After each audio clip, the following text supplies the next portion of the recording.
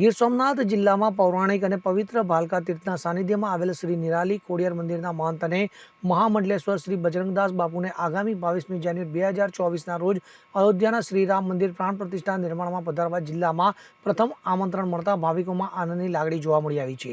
સમગ્ર દેશના હિન્દુઓની આસ્થાનું પ્રતીક એવા અયોધ્યામાં ભગવાન શ્રીરામનું આગામી 22મી જાન્યુઆરી 2024ના રોજ બિરાજવાના છે, ત્યારે સમગ્ર દેશમાં દિવાળી જેવો માહોલ છવાયો છે અને સૌ કોઈ હિન્દુ સમાજ અહીં જવા માટે આતુર બન્યો છે।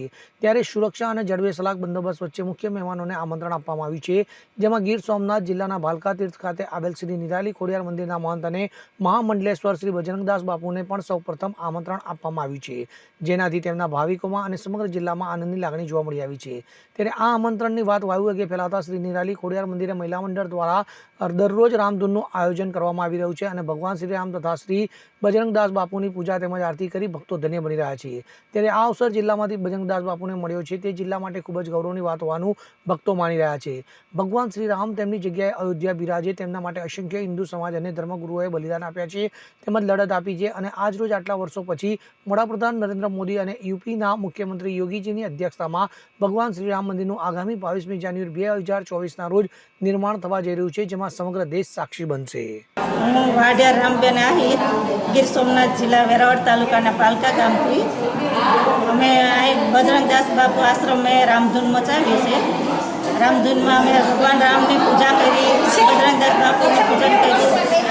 બજરંગદાસ બાપુના અમારે રામ ભગવાન મંદિરનું નિર્માણ થઈ રહ્યું છે, તેનું આમંત્રણ છે એ બાબતનો અમને ખૂબ જ ગૌરવ છે। અમારો સર્વ હિન્દુ ધર્મ ને જે રામ ભગવાનનો મંદિરનો વિકાસ છે એ જ આપણો વિકાસ છે। રામ જન્મનું એમ કે ઘણા વર્ષોથી આવી રીતના કામ આદરતા અને પાછું સ્થગિત થઈ જતું એ અત્યારે પ્રગતિને પંથે છે એ બાબતનું અમને ગૌરવ છે। અને અહીંયાથી આમંત્રણ છે એ ગીર સોમનાથ જિલ્લામાં બજરંગદાસ બાપુનું આમંત્રણ છે એનો અમને હર્ષ ઘણો બધો ખુશી છે અને આનંદની લાગણી અનુભવીએ છીએ। મારું નામ સાણી કંચનબેન પટેલ છે। હું ભાલકાના રહેવાસી છું અને અમને આમ અયોધ્યાથી 450 વર્ષ પહેલાંનું કામ અધૂરું હતું તે આજે પૂર્ણ થવા જઈ રહ્યું છે, તો 22 જાન્યુઆરીના બધાને જવાનું આમંત્રણ મળ્યું છે। એમાં પહેલું માનનીય શ્રી નરેન્દ્રભાઈ મોદી તરફથી પહેલું આમંત્રણ ગીર સોમનાથ જિલ્લામાં, એમાંય અમારા ભાલકામાં નિરાલી ખોડિયાર મંદિર મહામંડલેશ્વર શ્રી બાપુ બજરંગદાસ બાપુને પહેલું આમંત્રણ મળેલ છે, તો અમે માનનીય નરેન્દ્રભાઈ મોદીના આભારી છીએ અને અમે ઘણા ઉત્સુક છીએ કે આજે અમે ખોડિયાર મંદિરે સારી રીતે ઉત્સવ કર્યો, ભજન કીર્તન કર્યા અને અમે બાપુએ અમને ઉત્સાહિત કર્યા, તે અમને ઘણો આનંદ છે ભાલકાવાળાઓને। અને પહેલો મોકો અમને ભાલકાને મળ્યો ગીર સોમનાથ જિલ્લામાં, એટલે અમને ખૂબ ખૂબ અમે આનંદી છીએ। અને અમે બાપુને 18 તારીખે રવાના થાય છે તે શોભાયાત્રામાં ખૂબ મોટી મેદનીમાં જોડાવા જાહેર જનતાને આભારી છીએ। જાહેર જનતાને નિમંત્રણ છે। જય જય શ્રી રામ, જય જય શ્રી રામ। હું કંચનબેન વાઘેલા ભાલકાથી બોલું છું। આપણે રામ મંદિરનું કામ જે સંપૂર્ણ થયેલું છે, આપણે સોમનાથ જિલ્લામાં વેરાવળમાં પહેલું આમંત્રણ આપેલું છે નિરાલી ખોડિયાર શ્રી બાપુને, અને ત્યાં આપણે 22 જાન્યુઆરીએ જવાનું છે। અમે અહીં રામ મંદિરે રામ ભગવાનની પૂજા કરી, ફૂલહાર કર્યા, બાપુની પૂજા કરી અને પહેલું જે આમંત્રણ મળેલું છે ત્યાં આપણે બધી અમે અહીંયા ધૂન કરી અને સત્કાર કર્યો અને બાપુની પૂજા કરી, રામની પૂજા કરી અને અમે લોકો બાપુ ત્યાં જવાના છે, તો અમને ખૂબ આનંદ છે અને અમારા વતી બધાને રામ ભગવાન પ્રતિ બહુ જ લાગણી પ્રત્યે છે અને અમે લોકો બાપુ ત્યાં જાય છે તે અમારા માટે ખૂબ ખૂબ એમ કે અભિનંદન જેવું છે। સારું કહેવાય કે પહેલું આમંત્રણ અમને મળેલું એમ સોમનાથ જિલ્લામાં, તો સારું કહેવાય કે અમને ત્યાં આમંત્રણ મળેલું અને બાપુ ત્યાં જવાના છે અને અમારા પ્રત્યે બહુ એના ભાવ છે, ભક્તિ છે બાપુને અમારા ભાલકામાં, તો સારું કહેવાય। ખૂબ ખૂબ હું એનો આભારી છું નરેન્દ્રભાઈ મોદીનો, વિશ્વ હિન્દુ પરિષદ RSSનો, કે હું અહીંથી 18 તારીખે રાતના 10:40 રવાના થાય, 20 તારીખે ત્યાં રવાના થાય, મને ગાડી ચડવા આવશે, મારી વ્યવસ્થા અલગ કરશે। ત્યાં 20 તારીખે હાજરી આપવાની, શોભાયાત્રા મારે જોડાવાનું છે।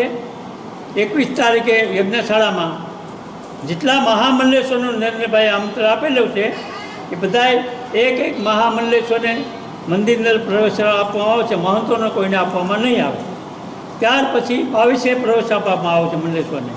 ત્યાર પછી 23 મહંતો જેટલા ભેગા થાય 10,000 50,000 મહંતોને પ્રવેશ આપવામાં આવશે. અયોધ્યા જે છે નગરી એ પબ્લિકને પ્રવેશ આપવામાં આવશે. શોભાયાત્રા તારીખ 20ના રોજ પ્રારંભ થશે. એ શોભાયાત્રામાં બધાએ સાધુને જોડાવાનું છે. અને જે આ જૂનો પ્રશ્ન છે એમાં હું ધન્યવાદ નરેન્દ્રભાઈ મોદીને ખૂબ ખૂબ આપું છું. અને હવેથી મારા એવા આશીર્વાદ છે કે અમારો મથુરાનો જે જૂનો પ્રશ્ન છે, જે અમારે દિલ્હીનો જૂનો પ્રશ્ન છે જામા મસ્જિદનો, ઠાકોર જે કથાવાચક છે અમારા મથુરાના દેવેન્દ્ર, એનું કહેવાનું કે જમા મસ્જિદ જે છે એની સીડીને નીચે અમારા ભગવાન કૃષ્ણની મૂર્તિ નીકળે એ અમારું ફાઇનલ થવું જોઈએ. આ નરેન્દ્રભાઈ મોદીને અમારે એક નિમંત્રણ છે. અને જોકે મને વિશ્વાસ છે કે યોગી આદિત્યનાથ આ પ્રશ્ન બધા હલ કરશે, મથુરાનો પણ કરશે. અને જે જ્ઞાન વ્યાપી કાશીમાં હાલે છે એ અમે કોર્ટમાં કે જીતી જશું. ત્યાં શિવ મંદિર ભવ્ય થવાનું છે. આ મને પૂરેપૂરો વિશ્વાસ છે સરકાર ઉપર અને કોર્ટના સુપ્રીમ કોર્ટના જજ ઉપર. એમાં બનવાનું છે. ત્યાં પેલો આવ્યો છે અમારા બાપુને મળ્યું છે બજરંગદાસ બાપાને. એથી અમે ખૂબ ખૂબ ખુશ છે કે અમારા દ્વારકાધીશની દયા એટલે અમને પેલો સાસ મળ્યો ને સાધુ સંતને લીધે તો અમારી ધરતી ટકી ગઈ છે. સાધુ સંત ન હોત તો અમારા ધરતીનો પાયો ન રહે. ને રામ તો અમારો નાથ છે. રામ સિવાય અમારો કોનો સાથ છે? રામ મંદિર માટે તો અમે લોહીને પાણી એક કર્યા હિન્દુએ. અમારો રામનું મંદિર બનવાનું છે. અમારી ગસ છાતી ખુલે છે કે અમને અયોધ્યામાં મોકો મળ્યો, કે અમને રામનો વિચાર આવ્યો કે અયોધ્યામાં રામ મંદિર ભવ્ય થઈ રહ્યું છે. એથી અમારા માટે રૂડો અવસર શું હોય? એથી અમારા માટે ઉમંગ શું હોય? અમારા દ્વારકાધીશની કૃપા છે કે અમને રામ મળ્યા ને અયોધ્યા જવા મળ્યું. જય શ્રી. પ્રદીપ નિંબાર્ક સાથે CN24 ન્યૂઝ, વેરાવળ. હવે જુઓ દેશ દુનિયાની તમામ ખબરો તમારી આંગળીના ટેરવે. ઉઠાવો મોબાઈલ અને Google Play Store પરથી ડાઉનલોડ કરો અમારી CN24 ન્યૂઝ મોબાઈલ એપ.